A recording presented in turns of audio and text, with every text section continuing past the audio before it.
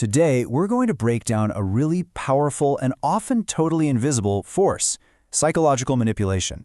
And this is so much more than just a simple disagreement. It's a strategy. So let's get into how it all works. You know that feeling, right? That unsettling sense that something's just off, but you can't for the life of you put your finger on it. Maybe you feel confused or off balance, or you even start to question your own sanity. Well, that feeling, it might not be in your head. Okay, so it is absolutely crucial to understand the difference here. We're not talking about the normal, everyday arguments that happen in any healthy relationship.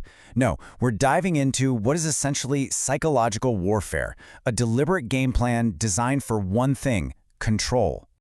And that's the fundamental piece of the puzzle. See, manipulation isn't an accident. It's not a slip-up. It's a calculated, intentional effort to gain power over someone else's thoughts, their emotions, and ultimately their actions.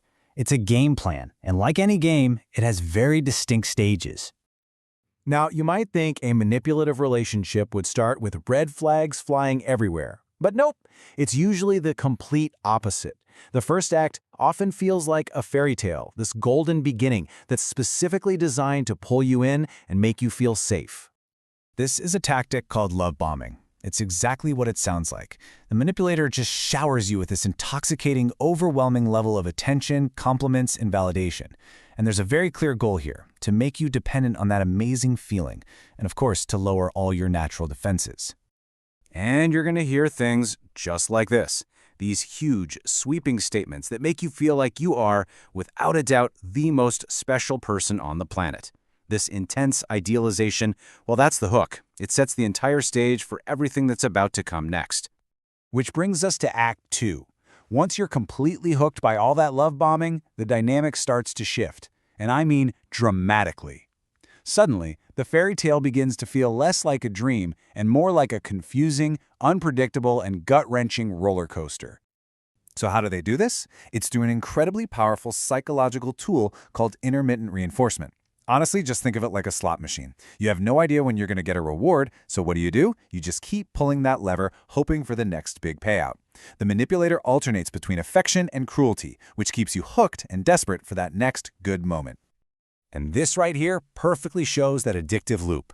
First, you get the incredible high of all that affection.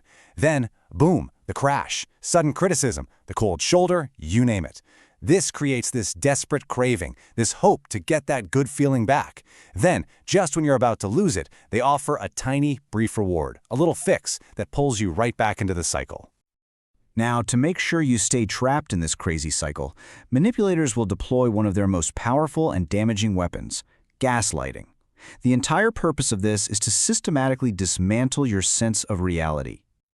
And it's going to sound a lot like this. They will flat out deny things they said, things they did, making you second-guess your own mind.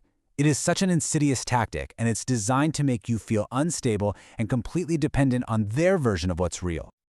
This slide just lays out that emotional whiplash in such stark terms. You go from being perfect to being too emotional, from nonstop compliments to nonstop criticism. This jarring back and forth is exactly what creates that deep-seated confusion and self-doubt.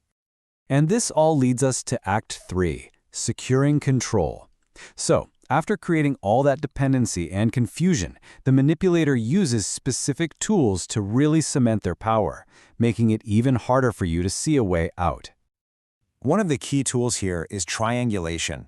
Basically, they'll bring a third person into the dynamic. Could be an ex, a friend, a coworker, to make you feel insecure and jealous. This move positions them as the prize that has to be won, and it makes you feel like you're totally replaceable, forcing you to work even harder for their approval. So what happens when you finally work up the courage to call them out on their behavior? Well, they flip the script. Instead of ever taking responsibility, they play the victim. It's a brilliant and absolutely destructive little move to deflect any blame and make you feel guilty for even bringing it up. This is such a classic line. It immediately puts you on the defensive and completely reframes their bad behavior as your ingratitude. And just like that, you find yourself apologizing to the very person who hurt you in the first place. Okay, so we've walked through the love bombing, the cycle of confusion, and the tools of control. So what is the single most important thing to take away from all of this? It's that manipulation is almost never about one single isolated incident. And this is what it all boils down to. Look, anyone can have a bad day, anyone can say the wrong thing, but manipulation, it's defined by the relentless, predictable pattern of these behaviors all working together to disempower you. Seeing the whole pattern, that is the key. So what does that pattern feel like? Well, these are the telltale signs. The constant emotional highs and lows. That nagging feeling of confusion that just won't go away. The sense that you're always the one saying sorry. Feeling more and more isolated, and worst of all, you start doubting your own reality. These aren't just signs of a tough relationship. They're signs of a system of control. And that's really the question I want to leave you with. Because just having the awareness is the first most powerful step. Understanding the difference between a bad day and a deliberate destructive pattern, well, that is where the power starts to shift right back to you.